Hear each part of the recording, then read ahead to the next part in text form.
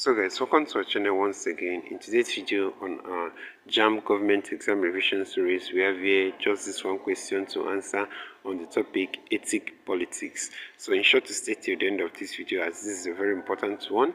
Let's go ahead and answer the question here. It says, the ethic politics in Nigeria can be traced to the A. Richard's Constitution, B. Macpherson Constitution, C. Clifford's Constitution, D. Littleton Constitution. So guys, the answer to this question is option B here. That's Macpherson Constitution. And that's it for this question. So this is where we'll end this video for today, guys. If you enjoyed this lesson, please give it a thumbs up. Don't forget to subscribe to this channel if you're not yet a subscriber. Also, if you have any specific question regarding this video, you can drop your question in the comment section below and we'll be sure to give you a response. So finally guys, we want to encourage you to join our YouTube channel community where we'll post major updates on JAMB examinations. You can join this channel community by hitting the join button below and we'll see you right there. Thank you once again for watching this video. See you on the next one.